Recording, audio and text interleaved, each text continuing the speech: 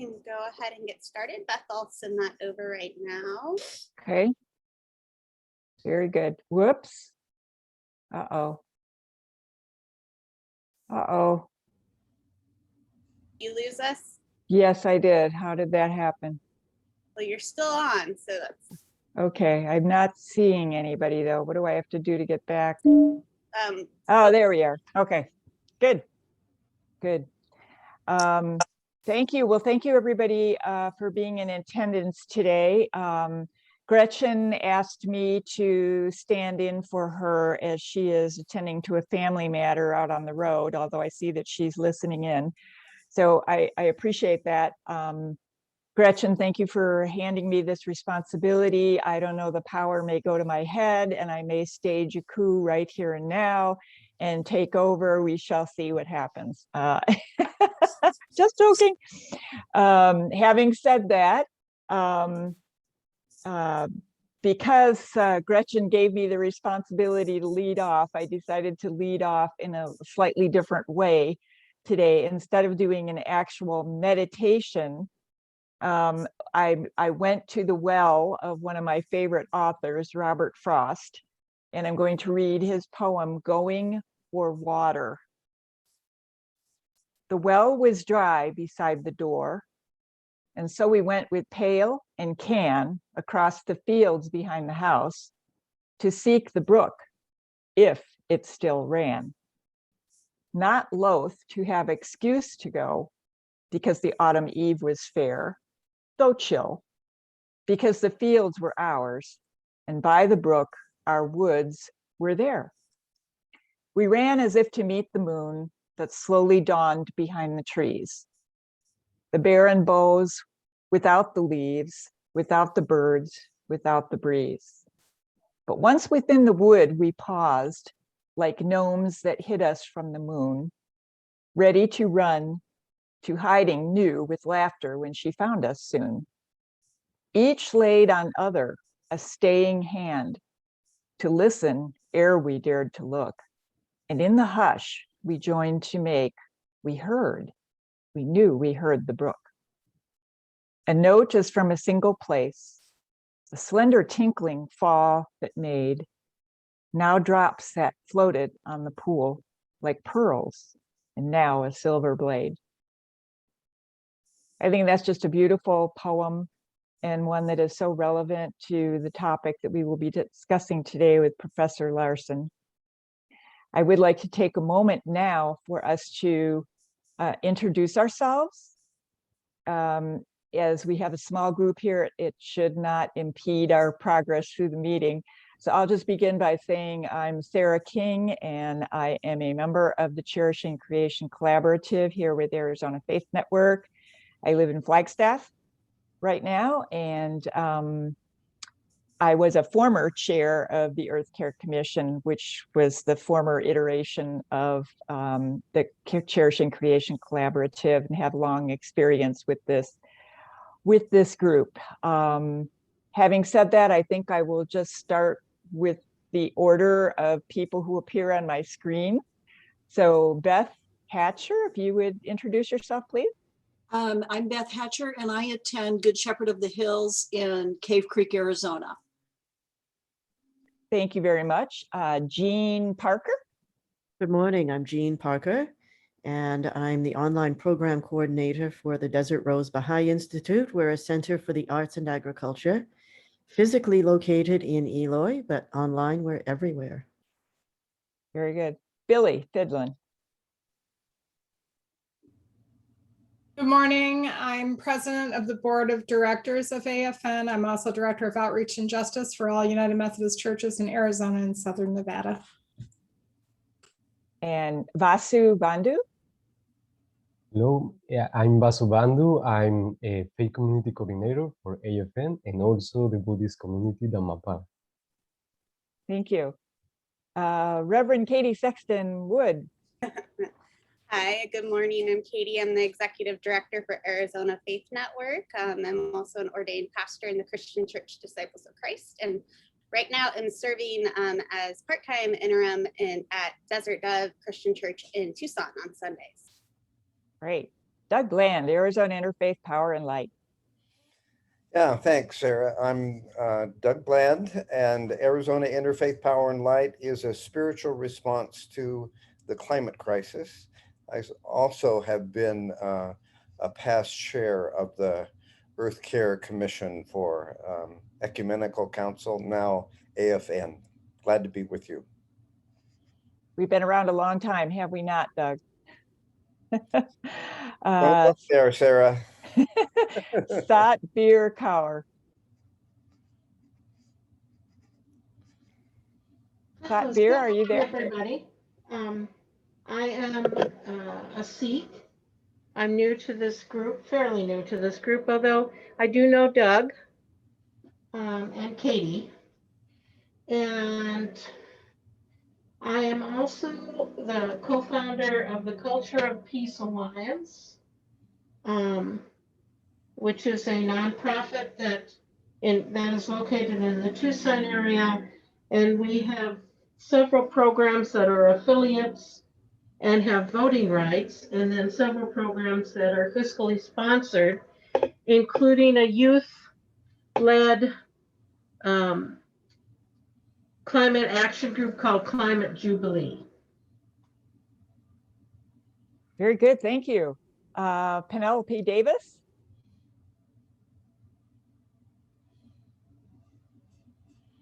Penny, you'll have to unmute yourself. That's okay, thank you. There we go. I'm trying to be incognito here. Great. I have been with the Arizona Faith Network since when it was the Ecumenical Council. At this point, I'm on the Theological Dialogue Committee, not sure what we call ourselves anymore. And I'm just visiting because I'm very interested in the topic of water. Thank you very much, and we all are. Yeah, we should be. Gretchen, are you available to unmute yourself and introduce yourself? If not, we understand. This is Gretchen. I happen to have all my bars at this moment. So glad to be here. So thankful for all of you, and just hoping I get to hear it all before it in live rather than as the recording, but I will listen to it all, and thank you all for being here. With that, I'll drop off. Thank you, Gretchen. Appreciate that. And I saved Professor Larson for the very end, since he is our featured speaker, and this would be a good way to segue right into his presentation. So we are honored indeed to have Professor Rhett Larson, who is an ASU water law professor and author of, and I love this title, Just Add Water, Solving the World's Problems Using Its Most Precious Resource. And the topic of his presentation is Be Water, my friends. In this presentation, or in his writings, Professor Larson has noted that water policy lies at the heart of virtually every societal problem, from climate change to armed conflict, racial inequality to immigration. Our best hope is to effectively manage water. Our best hope to effectively manage water is to be more like water. This is extremely intriguing, and I can't wait to hear more. And I do have to say that I started reading your book, Professor Larson. I've read the introduction and the first chapter. It is fascinating, a good read, and I can't wait to get into the rest of it. So thank you for being here today, and we will just let Professor Larson take it away. Great. Well, thank you so much. Thanks to all of you for giving me the opportunity. I love any chance I have to talk about water. Hopefully I'll be able to. Okay, so it doesn't look like I can share my screen. That's all right. Fixing that right now. Give me 1 second. Just our permissions we have auto.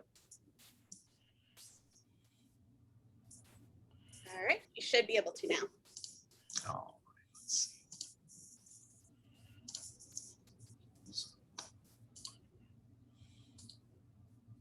So I'm going to take the title of my comments, and hopefully this is something very informal, and hopefully we can have a discussion and people can ask questions. But I thought I'd at least take the the title of my remarks from one of my favorite action stars, Bruce Lee, who has a fascinating philosophy of martial arts, which I think is a great way of thinking both about water management as well as life in general. So Bruce Lee would say, empty your mind, be formless, shapeless like water. You put water into a cup, it becomes the cup. You put water into a bottle, it becomes the bottle. You put water into a teapot, it becomes the teapot. Water can flow or it can crash. Be water, my friend. So what I'm hoping to do is to convince you all that if we can be more like water, we can more effectively manage water. And that there's a lot of wisdom in what Bruce Lee is saying, both for water management and for life in general. But what I'd particularly like to take from his comments here are two things. One is the adaptive capacity of water, that water is constantly changing.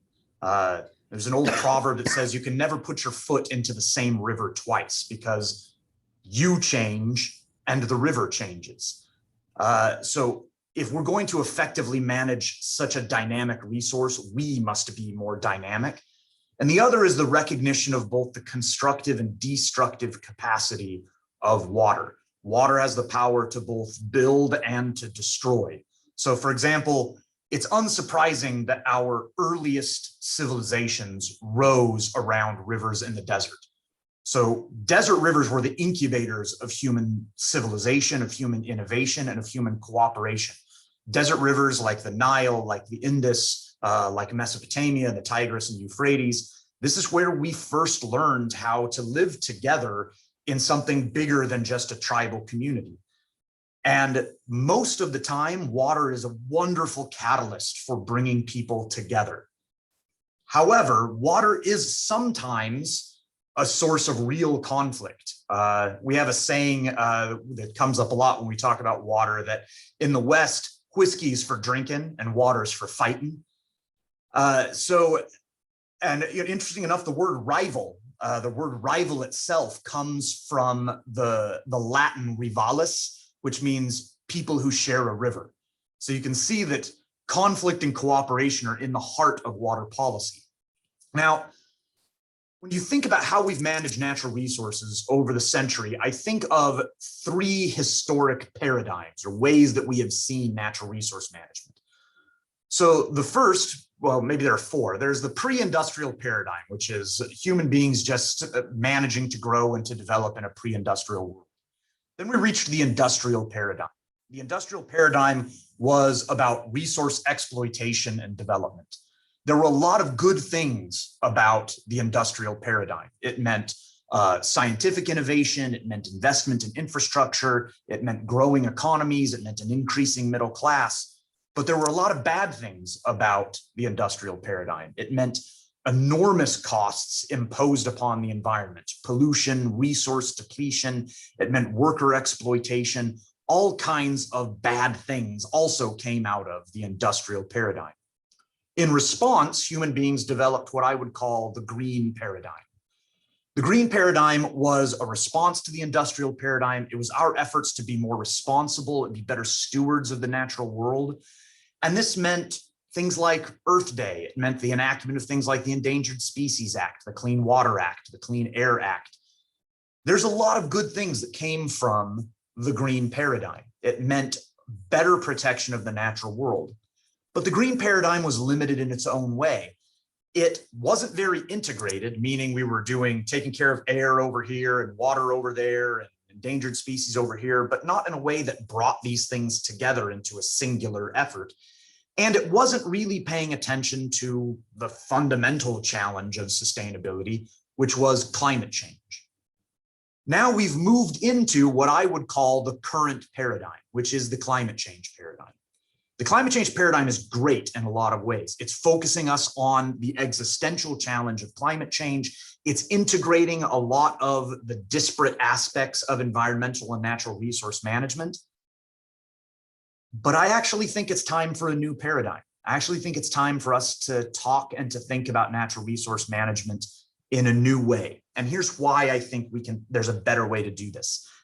The climate change paradigm, as good as it has been, I think is limited. And here's how it's limited. First of all, it's limited in that it's not as relatable as we need it to be.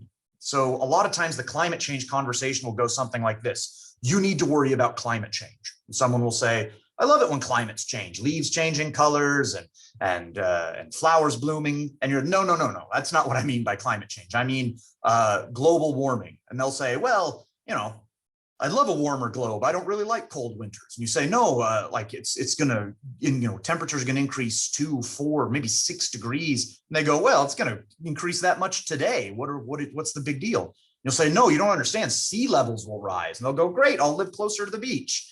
And you go, no. Like, you need to worry because of polar bears and glaciers and polar ice caps. And they'll go, I've never seen any of those things. And then you'll say, no, you need to understand that increasing atmospheric CO2 and greenhouse gases are going to increase. And they'll say, you've lost me, professor. We need to talk about the things that people are really worried about. Additionally, the climate change paradigm does not integrate all of our sustainability issues.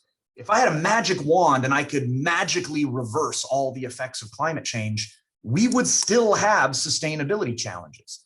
Climate change is not the problem. Climate change makes the problem much worse.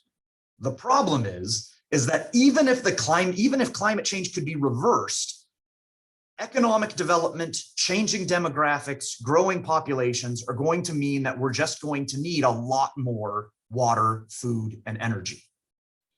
And how can we provide this sustainably to a growing and increasingly developing population?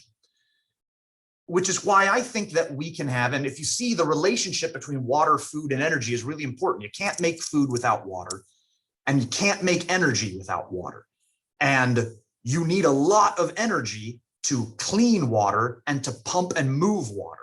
And so you can never speak about one aspect here of the water, food, energy nexus without needing to talk about all of them. It's impossible to disaggregate water, food, and energy. They're constantly tied together. So what do I think the new paradigm should be? For me, I think we need to change our entire conversation and talk about water and make water the focus of everything that we're saying. The reason that this big, beautiful rock that we're all spinning on right now matters so much is that it is a blue rock. If it weren't a blue rock, it would be like every other rock floating around out in space. This place is special because it's blue.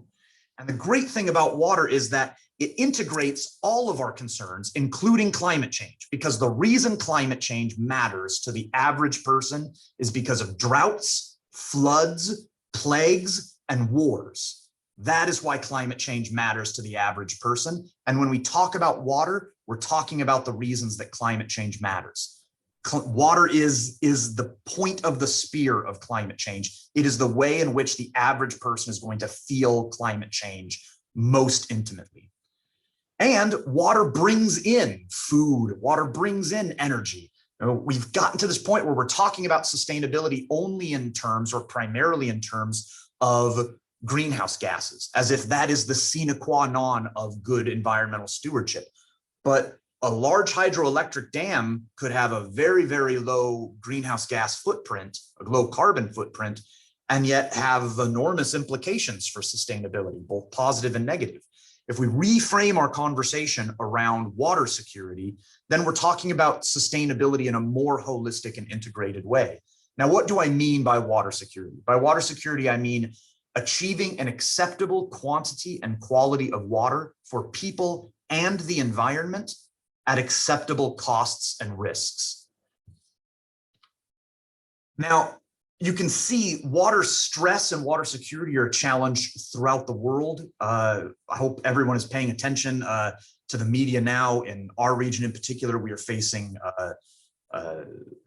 epic and unbelievable challenge of water scarcity. I'm happy to talk more as people are interested in what's happening on the Colorado River Basin. But as you can see, water stress is a crisis occurring all over the world right now. And it is impossible to take these water challenges and separate them from every challenge on Earth. So the idea of virtual water or embedded water, which is that water is inside of everything. It is inside of this shirt. It is inside of the energy in your computer. It is inside all of your food. It is inside of the light coming out of your light bulb right now. It takes water to make everything, which means water is inside of everything. And water doesn't just move through the hydrologic cycle. Water moves through international trade. Water moves through commerce. And we have to recognize that there is no commercial decision that doesn't also affect water. It's one thing I always tell my students is, you look at this superficial world that's happening on the surface, the buying and the selling of things, and underneath that superficial thing is the real power and the real wealth, and that is who controls the water. The real power in the world, especially in the desert, is who controls the water. And whatever other power or wealth other people have is the power or wealth that the people who control water let those people have. All real power in the desert, all real wealth in the desert is water. Now, one of the challenges of water, one of the things that makes me love learning and studying with water is the idea of the water diamond paradox. This comes from Adam Smith's The Wealth of Nations. The idea here is that water has an almost infinite use value, but a very low exchange value, meaning we use water for literally everything. And yet water is very cheap. We don't value it very highly. On the other hand, diamonds have a very, very low use value, but a very high exchange value. There's not a lot that you can do with a diamond, but for some reason, it's really, really valuable. And you might say, well, diamonds are rare and water is not. Well, that's not really true. First of all, in the desert, water is very scarce. And on this planet, water is a pretty precious resource. Over 90% of the water on Earth, over 97% of the water on Earth is salt water. Most of the remaining fresh water is either deep, deep underground in fossil aquifers or locked up in ice caps and glaciers. And most of the remaining water is groundwater with a tiny fraction of a percentage as fresh surface water. Additionally, if you look at the universe, water is the most precious resource in the universe. I'm not going to get into this in this talk, but if you're interested, we can talk more about space water law and the race for people to secure water rights in outer space, which will determine mining rights and colonization rights. Everything in outer space will be driven by who owns and controls the tiny little oases of water out in space. So one of the challenges with water is, how do we effectively value it? On the one hand, maybe we undervalue it because we think of it as abundant. Maybe we undervalue it because it falls for free out of the sky. Maybe we undervalue it because we think it's a human right and it shouldn't be something that's commoditized or has a price put onto it. On the other hand, things that don't have prices put on them are often undervalued. And we pay a shockingly low amount in this desert for very, very clean and very, very convenient water. It always amazes me what we're willing to pay for a tub of popcorn at a movie theater, but we will not pay for the most precious resource in the universe. Now, one of the challenges of governing water is that it moves. Water flies, it sinks, it erodes through anything, it flows around and crashes through anything. So if you think of the planet like a big golf ball, each divot is a catchment or a river basin in which all water flows to a common point. If you could redesign the world, you would redesign it in a way that corresponded to river basins, so that each jurisdiction on Earth would correspond to a river basin. Why? Because if we have lots of river basins in one jurisdiction, like we have here in the United States, we have hundreds of river basins in the United States. Then you have people who are making decisions about river basins who are not very familiar with them. We have people in Washington, D.C. who make decisions about the Colorado River Basin who've never been to the Colorado River Basin. On the other hand, if we have lots of little jurisdictions within a river basin, which we also have in the Colorado River Basin, then we get lots of conflict and people trying to externalize costs. So one jurisdiction will dam up the river and externalize the cost of water scarcity to their downstream neighbor, or they'll pollute the river and externalize the cost of pollution as the pollution is carried downstream. So if we could redesign this, we would design a world that had jurisdiction. So instead of being the United States of America, we would be the United Basins of America. Now, the problem with that is that water is tied up into ideas of sovereignty. So I've spent a lot of time working in the Middle East, and a lot of the issues that we deal with in water in the Middle East are less about scarcity, frankly, and more about sovereignty. It's more about what the water means as a symbol of national identity.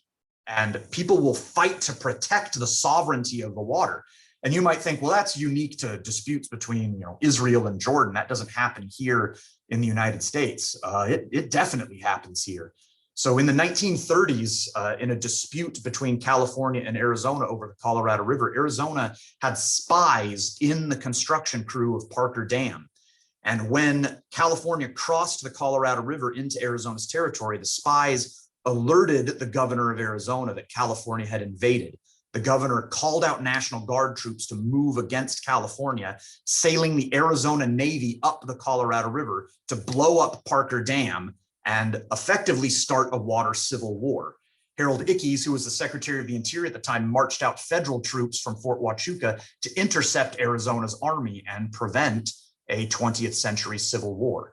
At the exact same time, there was actually martial law declared over the Red River and a violent conflict between Oklahoma and Texas over that shared river. And there's actually correspondence within Germany at the time amongst generals in the Third Reich saying that the United States would not enter into the Second World War because it was about to descend into a water-based civil war. So we have very, very serious sovereignty issues even within the United States. If you're looking right now at the Klamath River Basin in California, it is heating up to a really concerning point. The kind of rhetoric that's being used in some of these river basins is disconcerting. So we can see water plays an issue in armed conflict. If you look at, take the Syrian civil war, which is a conflict I've been working in and been a part of for water purposes for the last several years. A drought in the Euphrates River Basin means food prices go up, means crops fail, farmers move into cities searching for jobs, but they can't afford food. And this is dry kindling for radicalization and for instability. The same thing happened in the Kabul River Basin with the rise of the Taliban in the 1990s. Drought in the Kabul River Basin, spikes in food prices, failing crops, mass urbanization, starvation, radicalization, and instability. So one of the ways that we can counter armed conflict and violence is by investing in water security. One of the ways that we can address mass migration and refugee challenges. I mean, in the end, people are doing what we have done for 10,000 years, for 50,000 years. We are following water.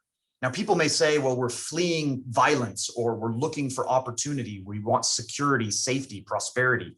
But security, safety, and prosperity are functions of water security. If you look at migration patterns in the world right now, people are fleeing places of water insecurity to get to places with water security.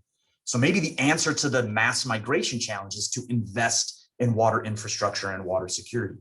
Now, you may think, well, what does water have to do with something like gender inequality? Well, one of the most heartbreaking things that you see around the world are young women and girls who spend hours and hours and hours every day just in water collection.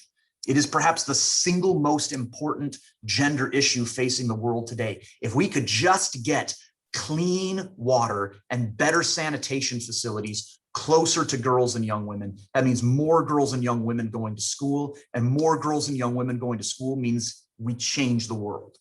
And so better investment in water infrastructure, better investment in menstrual hygiene, better investment in sanitation so that we're bringing toilets. One of the real challenges of the world is that you have a lot of investors out there who love to invest in wells and water treatment because they love the picture of the kid who's drinking clean water from the sink or splashing water on their face from the well. But people aren't investing enough in toilets because it doesn't make for such a good glossy picture. But the reality is if you want to save lives, we've got to build toilets, better toilets around the world, and focus on not just the drinking water side of water security, but the sanitation and hygiene side as well. Which takes us into issues of water and disease pandemics. What we're going through right now is partially a water security issue. You see where the virus has burned the hottest. It has frequently been in areas where, for example, here in our own neighbors in the Navajo Nation have faced some of the worst issues. And a lot of it is because our number one weapon before the vaccine against the virus was washing your hands. And I've lived in situations where you had to make a decision between washing your hands and drinking, or washing your hands and cooking. And if we can get people enough water, this is a beautiful study from Uganda, a longitudinal study over 50 years called Drawers of Water, where a simple intervention of having, rather than having young girls transport water in peanut oil cans, you had grown men transport water in large 5-gallon drums. The water was just as dirty, it wasn't any safer, but just increasing the quantity enough so that people washed their hands made a massive difference in these communities. And you think about all of the ways in which water is driving disease pandemics. So water drives the breeding of mosquitoes, because mosquitoes and tsetse flies, they breed in aquatic habitats. So that's malaria, dengue, Zika. You think about some of the greatest killers in history are killers like cholera, typhoid. If you think about the lack of hygiene, you think about scabies, you think about trachoma. All of these issues could be resolved if we invested more. And too often in water policy, we focus on what I would call the green agenda, clean water, and the blue agenda, water access, and not the red agenda, which is resiliency to water-based diseases. Sometimes you'll build a big dam and you'll build an irrigation system, and people will think, yeah, this in fact happened in the Senegal River system in West Africa. People developed irrigation systems, the World Bank built dams, and what that did was bring aquatic habitat closer to humans, which meant more mosquitoes, more snails, and that meant breakouts of malaria, it meant breakouts of dengue fever, and it meant breakouts of schistosomiasis. So even though people got more water, it was deadlier because they were living closer to aquatic habitats. We have to find a way to integrate the red agenda into our water policies. Now you might think, well, what does water have to do with racial inequality? All you have to do is look at what has happened in Flint, Michigan. What happened in Flint is not that uncommon in terms of a city making a decision to move away from a more expensive water source to a cheaper water source, and that cheaper water source is corrosive in a dilapidated infrastructure system with a lot of lead. That happens all over the country all the time. The question in Flint isn't why that happened. The question is why didn't we know about it soon enough, and why didn't we act soon enough? And I think the answer that's been given by a lot of really sophisticated studies is racism. Why is it that the Navajo people are facing so many challenges in terms of uranium contamination and improved water treatment? Racism. Why is it that the Basarwa people were driven off of their traditional land and didn't have access to their wells in Botswana? Racism. Why is it that Aguas del Tunari was able to secure 40-year concessions in Cochabamba, leading to massive degradation of the water system? Racism. Water and racism, they come together all the time, and addressing inequalities in water and making sure that we're providing water to everyone equitably is one of the great challenges of water policy. Now, water and faith, which is a pretty important one, or pretty important topic to all of us, and especially near and dear to my heart. It's not hard for us to stop and think about our own faith traditions and about those of our friends and neighbors and loved ones, and see the role that water plays in our faith. Water plays an important role in so many of our rituals. It plays an important role in the way that we interact with the divine. You see there part of that is a picture of the San Francisco Peaks here in Arizona.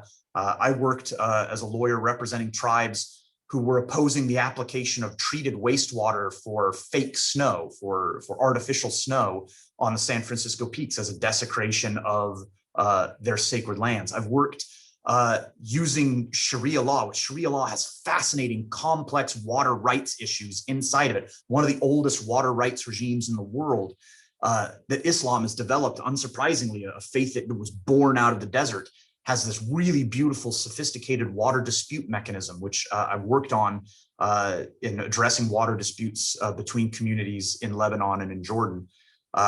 Even when I was making my own sort of personal career decisions, I struggled with whether or not to leave my practice of law and to go in and be a law professor. And as I prayed and as I pondered about what to do, I came across a scripture in the book of Isaiah. And the scripture that I have there is, when the poor and the needy seek water and there is none, and their tongue faileth for thirst, I, the Lord, will hear them. I, the God of Israel, will not forsake them. I will open rivers in high places and fountains in the midst of valleys. I will make the wilderness a pool of water and the dry land springs of water.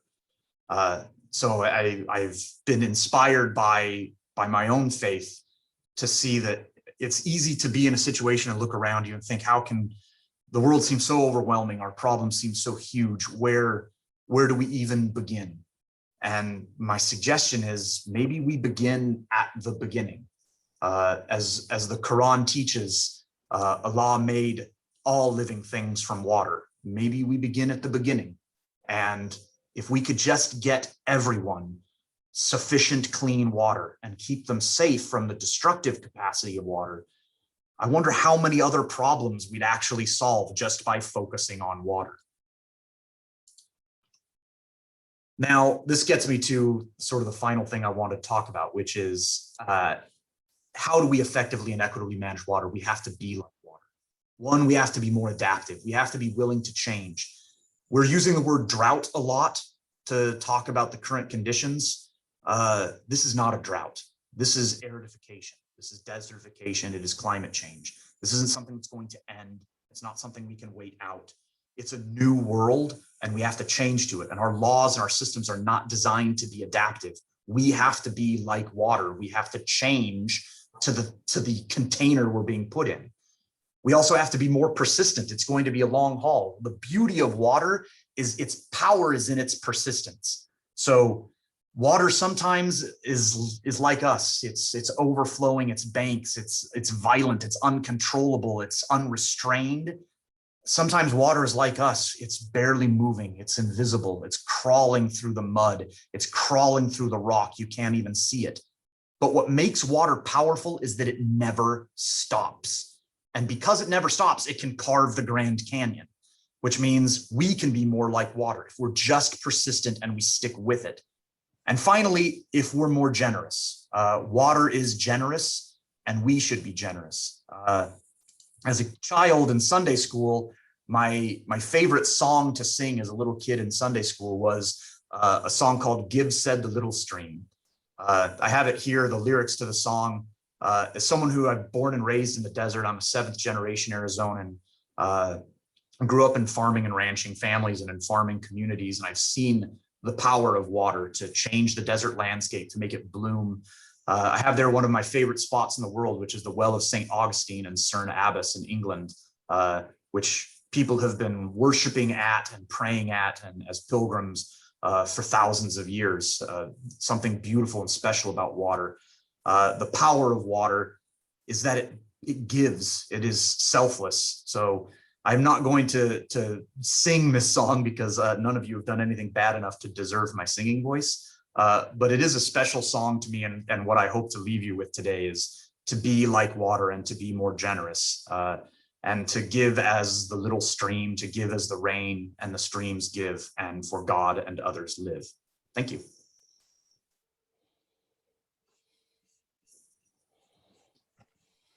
Wow, I don't know what else to say except thank you so much for this presentation. It put into perspective a lot of things that I think we've all heard, but with the information you put up there on the screen, it was so impactful. Thank you. My pleasure. Thank you. Yeah, this was just, Katie, we've got to post this on our website and get it out there far and wide. And of course, since Arizona Faith Network is a faith network, you're drawing the relationship between water and its religious significance as well, strikes a chord or strikes a note with all of us. So this was just fantastic. I'm sure we have a lot of questions. So let's just go ahead and if anybody has a question, please just raise your hand or speak up. Would anybody like to begin with a question for Professor Larson?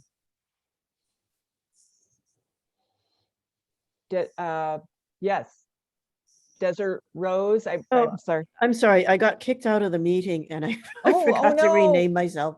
Oh, I'm sorry. Okay. Apologize. Come back in and ask your question. Okay, Jean Parker here, Desert Rose Baha'i Institute. Yeah. Well, this was a fantastic presentation, really. And so I lived in India for 10 years and then another 5 years doing my doctoral research. A lot of that had to do with water in various ways. But my question is, I notice that living closer to water scarcity, as I did there, there's much more of an awareness about how water is managed or not managed and what one has to do on a daily basis in order to have access to water, what little there is. And I remember that, you know, when you're looking for a flat to live in, the first question is there a water problem? That's the first question that you ask. And so, so my question is, what is the one thing that would move things forward, whether it's policy or law or awareness or whatever? What's the one big thing that we can do to move things forward in an exponential way right now? So that's a great question with no easy answer. I will say that 70% of freshwater use, around 70% of freshwater use both here in Arizona and globally goes to agricultural production. So the answer for water sustainability is likely going to be less about household water uses, although we should all do our best to conserve water at the household level, but more to do with changing the way that we farm. And we are all connected to agriculture. We may not all be farmers, but we're all the beneficiaries of the work that farmers do, which means the responsibility and the burden of changing agricultural production falls on all of us. Now, how do we help all of us make that transition as agriculturalists, as people who depend upon irrigated agriculture? I don't know, but let me suggest something that could go a long way. If you've ever been sitting at the table and you've been sharing chicken wings or shrimp, if you have chicken wings that are on the bone, people share more equitably because they can see that the bones on people's plates. Or if you have tails on the shrimp, you share more equitably because there are tails. There's evidence of your consumption. I found this to be true. I'm a father of 4 children, and I found that if rather than just cubing a bunch of watermelon, if I keep it on the rind, my kids will share the watermelon more equitably because everybody can see the rinds on their plate and know how much watermelon you ate. Now, so that you don't think I'm too good of a father, I do the same thing with potato chips. If you give everybody a little bag of potato chips, you can tell how many chips everybody ate, and they argue less. Maybe the same thing is true of water management. If we made our water consumption, especially our agricultural water consumption, more evident, if there was evidence of our water consumption that we could all see, the simple evidence of that might improve. So imagine a system where we had better metering and monitoring of our water consumption at the agricultural level, and it was more transparency about the amount of water that we were consuming, both in the individual farms and at the household level, our virtual water footprint that we're consuming. Just knowing what the footprint is and having others be able to see it might change our behavior in really important ways. Professor, thank you for that answer. I would ask you if you might stop your screen sharing now so we can see everybody. Yeah, and that way we'll be able to take questions more easily. We can see hands going up. And there we go, Billy Fidlin.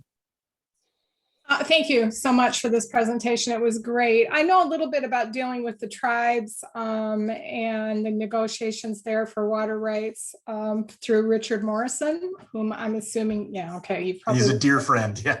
And yeah, I texted him and I said, hey, this guy's on AFN right now. But I wondered how you felt about dealing with the tribes just in general. And then because I do know that as a Native American, I do know that we can have some difficulties there, but also what you're forecasting in terms of future rights. So for the tribes, it's difficult because it's difficult to generalize because, as I'm sure you know, the tribes in Arizona are so diverse in terms, you know, they're diverse linguistically and culturally, and they're diverse geographically. So a main stem Colorado River tribe, like the Colorado River Indian tribes, they have really, really senior water rights. They don't require a lot of infrastructure to move their water. Their waters were adjudicated by the United States Supreme Court in the 1960s. As opposed to, say, the Gila River Indian community, which is they're in an alluvial basin. Their communities right along the riverbanks. They have really productive soil, so they can farm really well. It's not hard for them because they're so close to the population centers. It's not hard for them to lease water off reservation to thirsty cities.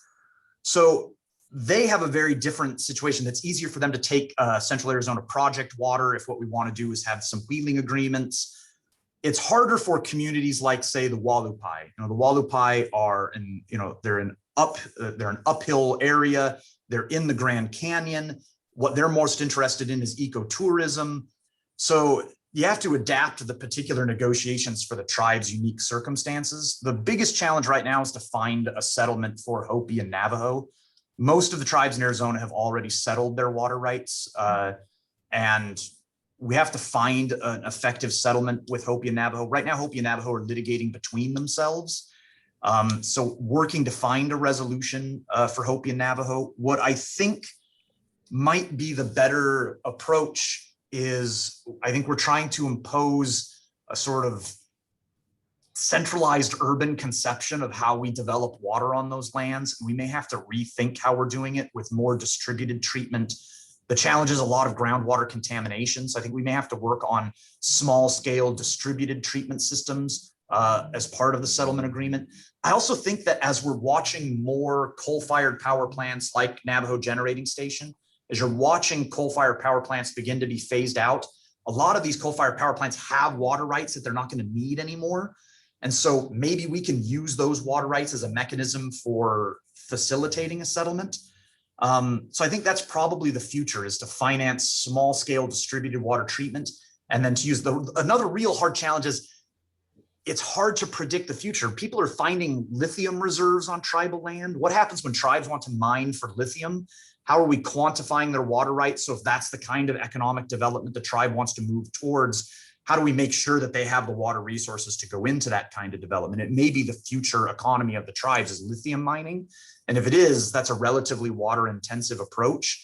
And so we may have this sort of 19th century conception of, oh, this is all about irrigated agriculture, when we may need to have a 21st century conception of, this is about mining for lithium for batteries. Well, and the infrastructure problems alone, just in terms of getting drinking water and all drilling and all the things, that are required from that. Just my last question, I know I led an effort last year that pulled in $125,000 for the Dene people, specific to water. But a lot of the questions around that, well, why can't they just, and then fill in the blank, not really understanding, the challenges that are faced. So my question is, I'm wondering, with the money that came because of the pandemic in a variety of ways, from private to federal, and so forth, what kind of effect do you think that'll have on infrastructure, just because the problem's so enormous? Well, for the Dene, the best use of the infrastructure may be, like I said, it's hard for us to have a sort of centralized large-scale water distribution system because the economies of scale don't work out. These are, as you know, these are relatively dispersed in smaller communities. So you don't have economies of scale to be able to generate that kind of revenue. So we may have to rethink the way that we're developing the infrastructure so that it's more localized rather than sort of a centralized distribution system. And then, the money might be there for drilling wells, for doing that kind of distributed treatment. And perhaps the most important thing that we can do is to facilitate the Dene people's ability to do off-reservation leases, because it's just a matter of time before thirsty cities come to them and say, we want water. And if they have the ability to be able to lease downstream, as farmers are struggling, as we see, we're going to face a shortage declaration here soon.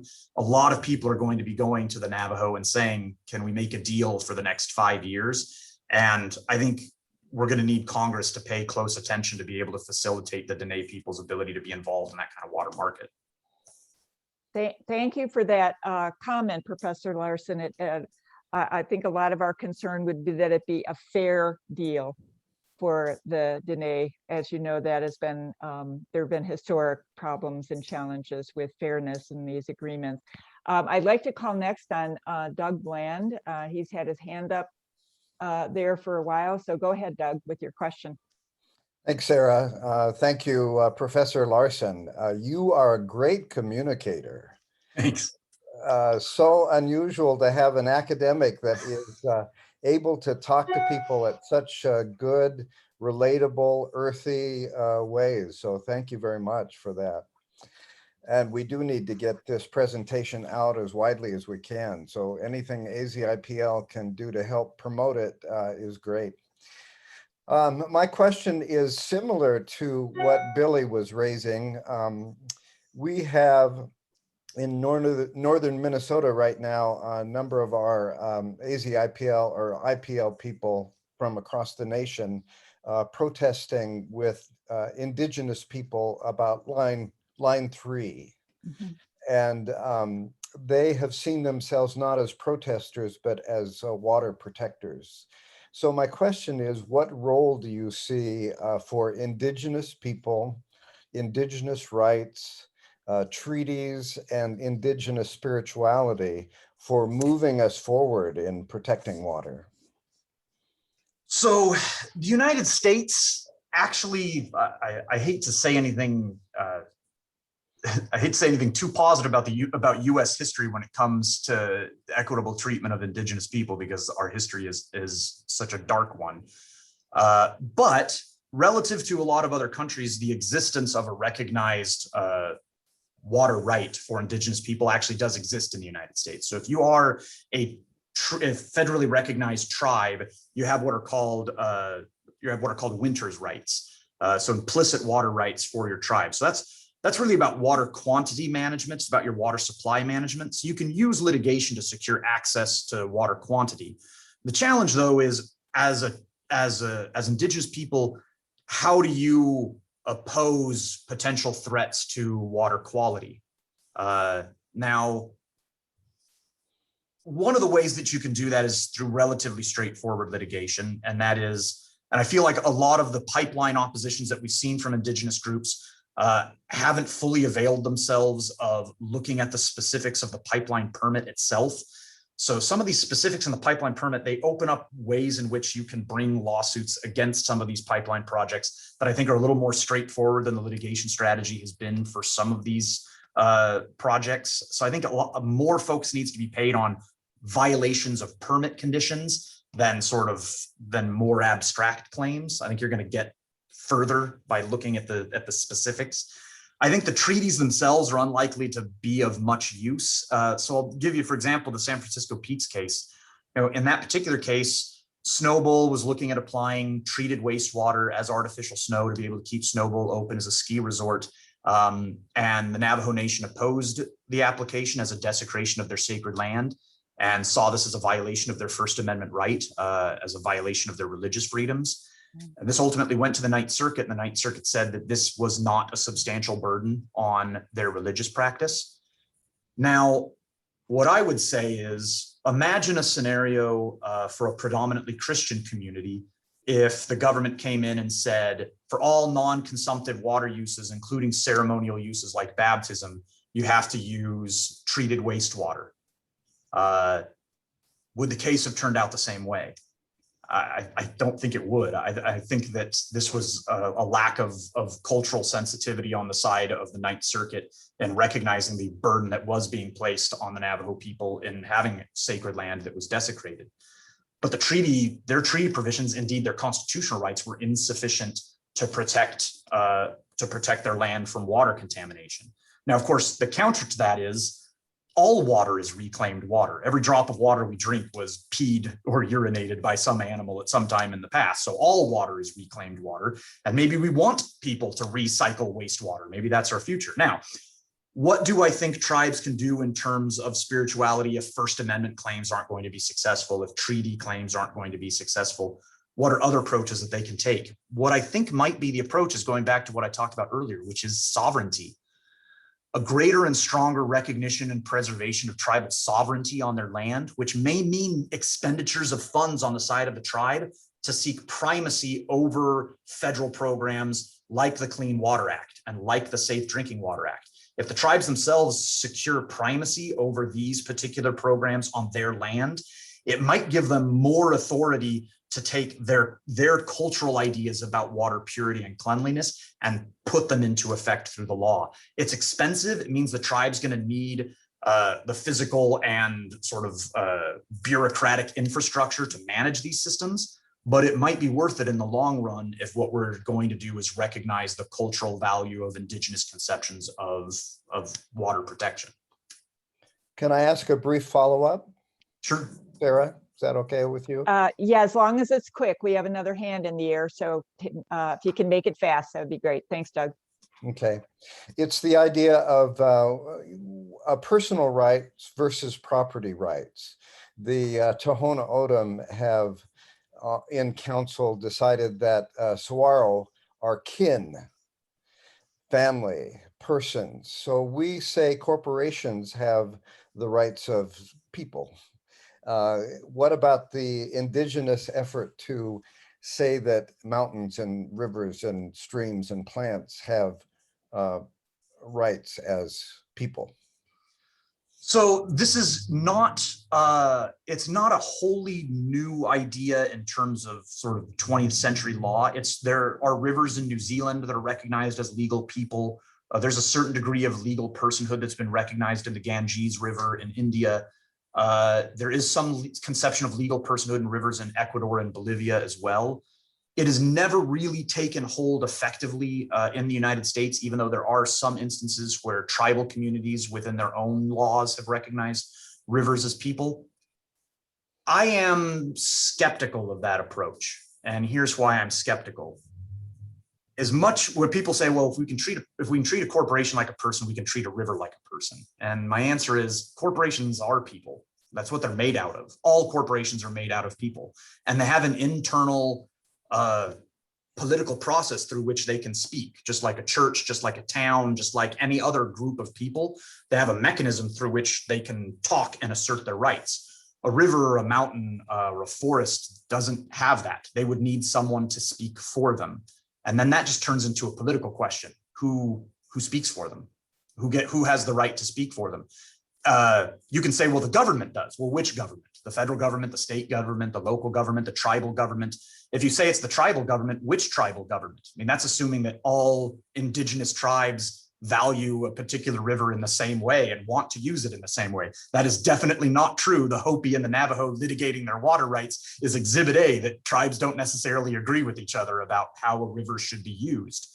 So what I think happens is you just end up getting into a political argument about who should speak for the river.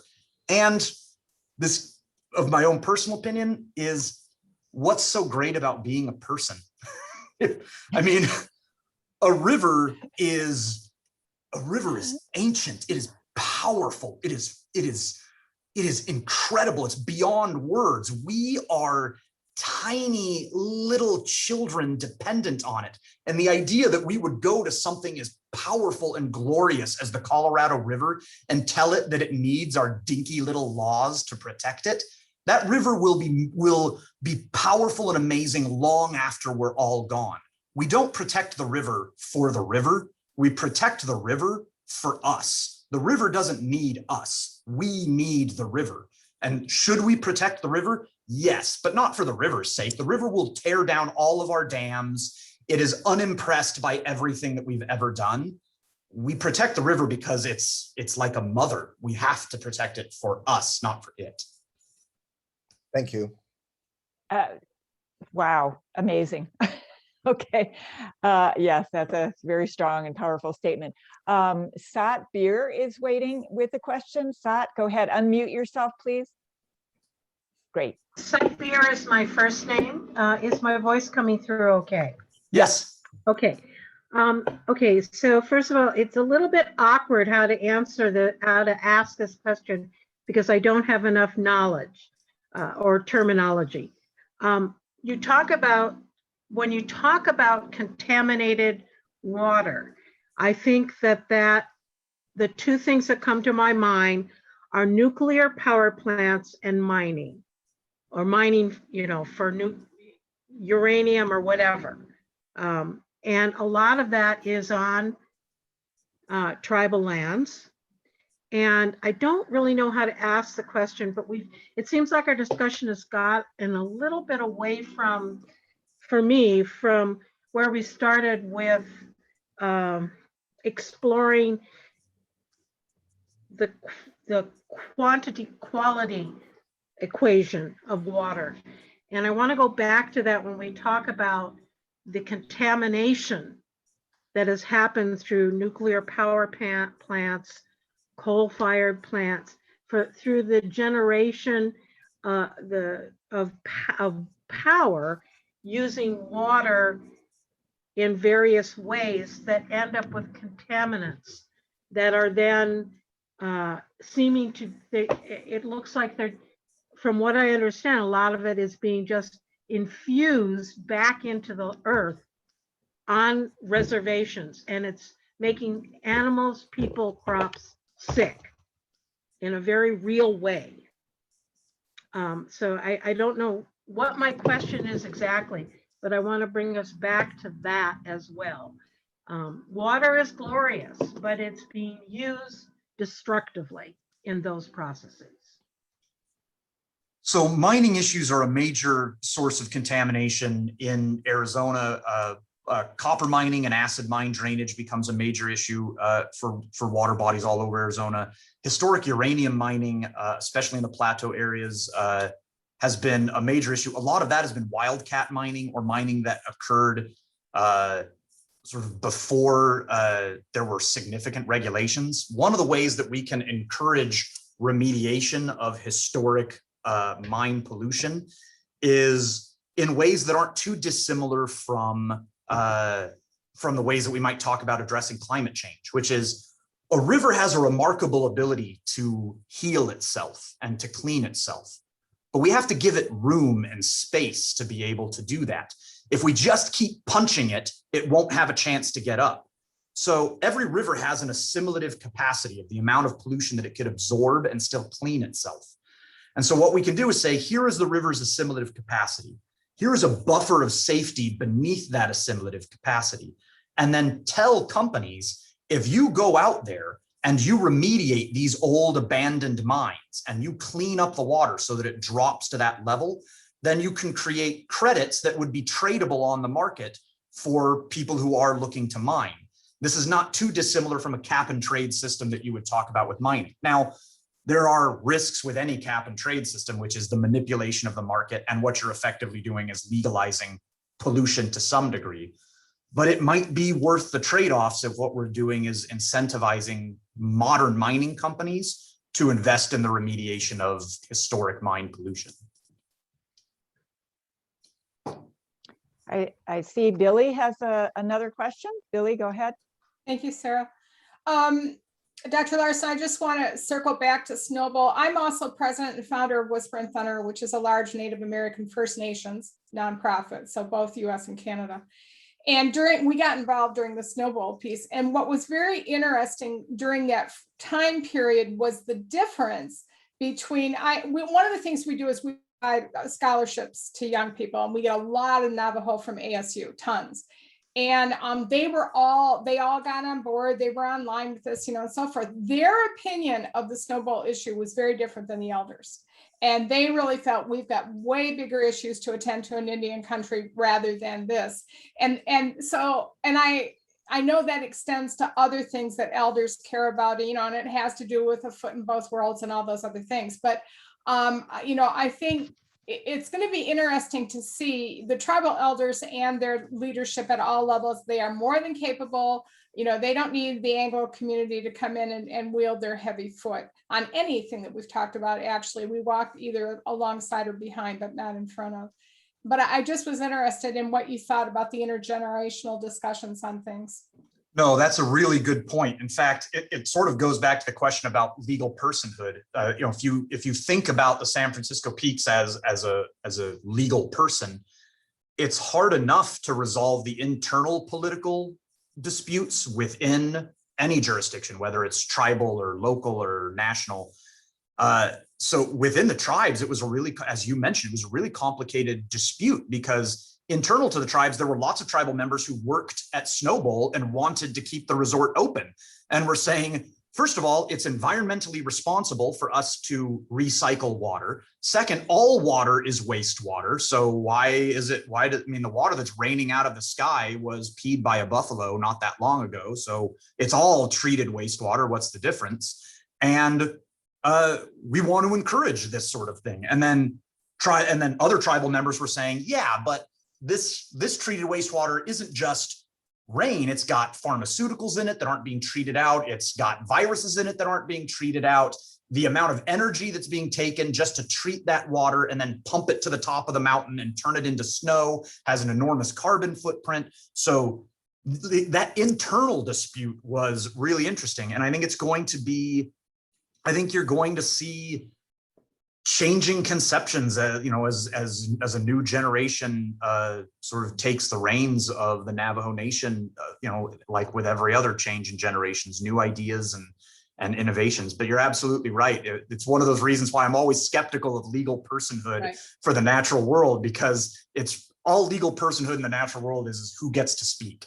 And, sometimes that isn't very equitable, because the people who end up securing the voice for these new legal people, they tend to be people with power, political power, and often political power and money. And one thing we always say in water is water doesn't flow downhill, water flows to money.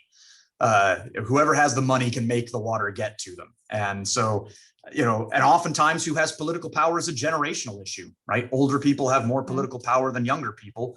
And so it's, when you talk about who speaks for the river, who speaks for the forest, it's usually a matter of politics and power, and I'm not always sure it works out the best. And I suppose in those negotiations and processes moving forward, we have to, as you say, be more like water, be adaptable, be persistent, and be generous. We can follow those guidelines. We should be okay. I don't know. Well, I am an optimist. And despite all the challenges you're seeing, I think human history is a history of people coming together and sharing water and learning to live together. And I still believe in us. I still believe that we're going to find solutions. And as scary as it is right now, and it is really scary right now, I still believe in us as a people, as a human family. I think we can find ways to live together and to change. We've done it before. We can do it again. And thank you for that optimism, because I think that's something that we in the environmental fight are always working against, is the pessimistic viewpoint that it's all fallen apart, there's nothing we can do. And we're always looking for that ray of hope and those guidelines that will allow us to keep on keeping on in this effort to bring more focus on the environment to the attention of the people. And just a final comment, in your book and in what you've told us today, it's kind of you're asking us to kind of refocus away from the climate change paradigm to one of water security. And honestly, I see that as being a very hopeful thing, because as some of us here will know, we've been to the legislature. We've talked to some of our very recalcitrant legislators about these things, specifically in my legislative district. I'm in Flagstaff, and you know what those leaders are like. But this is an issue that they can't ignore and that they must focus on. And I think they're more willing to have conversations about than just climate change. That's kind of a no-go. I can see the curtain down when, coming down whenever that is mentioned. But water issues, that is something that we all have to confront at some point. So I really appreciate you refocusing us on this topic.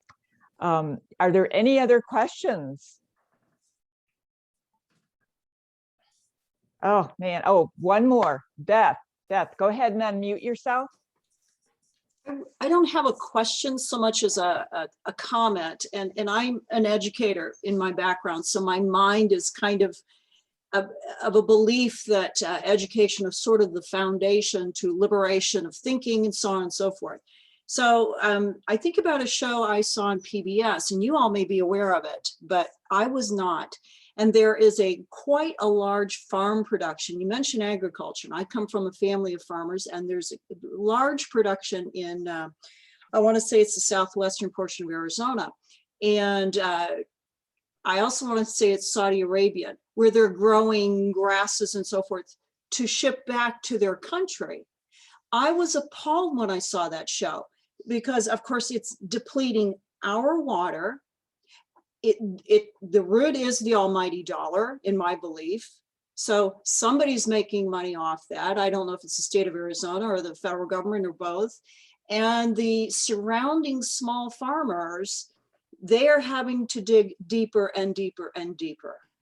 And Professor Larson, you're nodding your head. You're probably well aware of this. And so when I saw that show, I thought, gosh, I wonder how many Arizonans even know about this. You know, we don't know what we don't know. And you all probably do because you've been at this a while, I'm assuming. So I guess my point is education, education, education, and hammer the legislature, hammer the legislature, hammer the legislature. Because as you just mentioned, until we change our thinking and get away from everything being about a profit and more about the well-being of people, things, you know, I just think it's going to be a slow change. I completely agree. I lived and worked in Ecuador on a project that compared Ecuador's 3 largest cities and their water performance. And the city of Cuenca in Ecuador was really impressive in terms of its overall water performance. It was, it was across metrics, was doing a really good job. And I wondered why it was doing so well. And I think there were a few explanations, but I think one of the most important explanations is their water utility company just invested very heavily in water literacy. They just spent a lot of time and energy teaching and educating the people in their community about water. I still believe, I work all over the world on water issues. I still work as a water consultant, but I firmly believe the most important thing that I do professionally to help with water issues is every year I am training another group of people who are going out there and seeing water as a fundamental issue. And I think the most important thing I do is I'm a teacher. And a good one at that. Thank you. I thank you so much for this presentation. It has been so enlightening and valuable for this commission. We're running out of time for the rest of our meeting, but Katie and I had an internal discussion about this being too important to cut short. And so we will go ahead and send our reports on the other topics out. One of the things I'd like to just touch on briefly is the possibility of moving forward with this topic, hopefully with Professor Larson's help and guidance, and maybe pointing us to some other resources. But it sounds like this is a topic we are all pretty excited about following through on, and with that help and cooperation of representatives from other organizations, Whisper and Thunder, Arizona Interfaith Power and Light, some of the other commissions, perhaps Theological Dialogue, we could put together an education, Beth, type of format where we can engage more of our membership in this topic, and then start as an action item, start hammering away at our legislature to take on this most important topic, not only in our state, but beyond. So Katie, would you like to add anything to that, or shall we determine what step we want to take from here? Yeah, I think speaking maybe a little bit on behalf of Gretchen, since she's on the road, that our next steps with that would be to just get a couple of us together to do some planning and details around that, what a series might look like. And Billy and Doug, if you all want to think about your communities joining us in partnership, then we might start there. And if anyone else on here is interested in helping plan out that series, Vasu, of course, our beloved staff member, we're looping in. So all involved Vasu there. We might ask Professor Larson to be with us in that initial meeting and help us think through that. Please consider me at your service. I'm happy to help anytime. Great. Well, so I'll send a doodle poll around then to everyone just to find some time for us to get together as a smaller group. And if you're interested in joining that group to plan out that series, drop your email in the chat for me and I will get that out today. Very good. Thanks, Katie. Then should we just go ahead and wrap up at this point, since we have not much time to pursue other topics, or was there at least something that we wanted to bring up at this point? I think just let me make a couple points on some real activity that actually probably both go around water too. Yeah. And heat and climate. One is I dropped in the chat that we're working with Vernon Masiava of the Hopi tribe around the water law case with the Hopi and Navajo. And so there will be some opportunities for some dialogue and some peaceful protest later in the summer. And we would love, as Professor Larson, to have you in that if you're interested too. Vernon is just phenomenal and he's working to build some interfaith dialogue around that. We're also working with him and a huge coalition on preventing uranium mining around the Grand Canyon. And so we're circulating right now, if you all haven't seen that, a sign-on letter that we're already at 142. Just having that up for a couple weeks, and we're about to launch a huge ad campaign with our PR firm that we work with around that issue. So we're hoping to get that up to at least 500 before we take it to our senators to continue to put some pressure on them to bring this up in the Senate to get the Grand Canyon Protection Act moving this year. So those are a couple things happening. Check our newsletter for those details and stay tuned. We'll definitely loop you in if you're interested in being in some of that planning with the Hopi tribe. Let me know as well. A final thing is where we've been very, very active at watching our weather reports is around the Cooling Center initiative that we have launched this summer. We're at 117 next Tuesday or Wednesday, Thursday projected, unless that's changed since I looked yesterday. But we are working very hard with our county and with ASU to get some faith-based cooling center sites up and going. We are very excited that some already are. Grace Lutheran decided to open up. Justice Centers opened up. Wesley UMC in South Phoenix, thank you, Billy, has opened up. And we are working with Hands on Greater Phoenix to firm up our AmeriCorps members. So if you know of anyone that's 18 or older that's interested in a job this summer, it actually pays really well. I was looking, I was like, wow, that's some good money. The AmeriCorps positions have posted, and I can forward you those. And this is federally funded. The grant was finally approved. And those positions are going to actually be working with us, with me and Vasu and our staff at these sites, and the pastors and be paid through the government. So that's lovely. Running cooling centers. So if you know anyone that wants to earn some money between the end of June through August and help get folks off the streets and or in to cool down their bodies and get some water, we have some great, phenomenal coalition work going on there. So that is just an update there. We're slowly getting those opened one by one throughout the summer. But again, we need members through AmeriCorps to help run those sites. And it's like $2,700 every 2 weeks. So it's good money too. So thank you, Vasu. She's so good about dropping links. So that's just an update on that.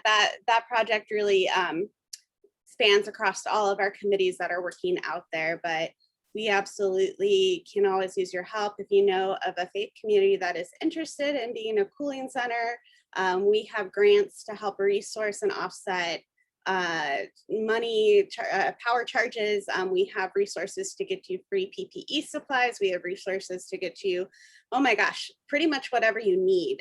This coalition has just come together of hundreds of people throughout the state to prevent what happened last summer when we had over 500 people, I think it was closer to 600 people die from heat-related deaths throughout the state of Arizona in the extreme heat season. So that is foremost on my mind right now as we're looking at really terrible temperatures. And I do have to say that I started reading your book, Professor Larson.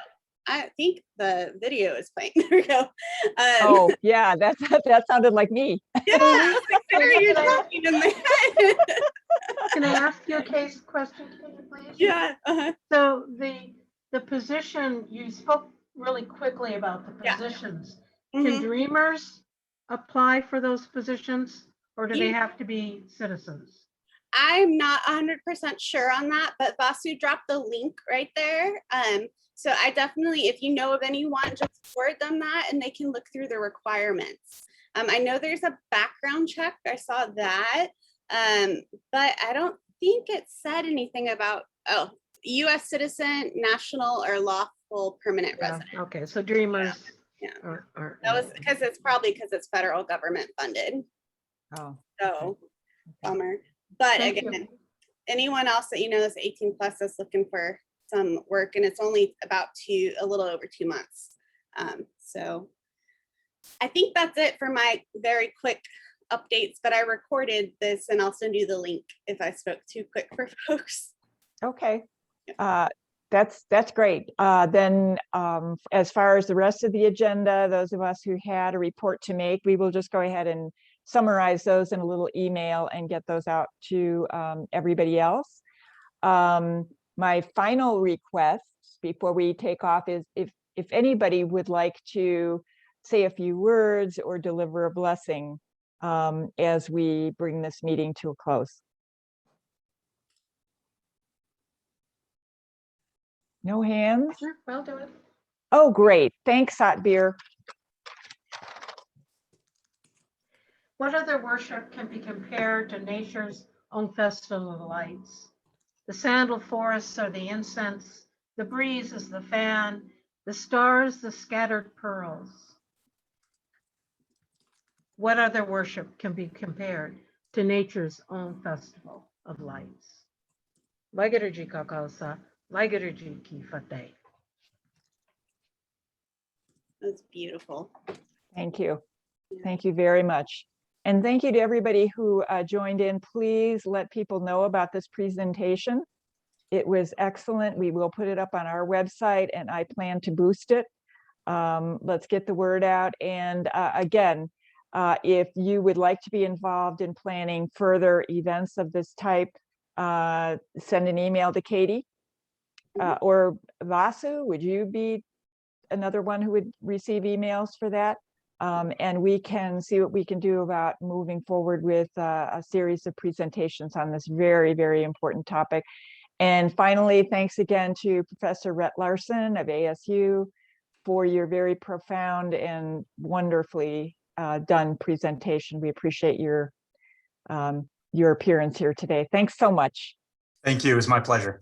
Okay, and we'll see you next time, everybody. Thanks a lot.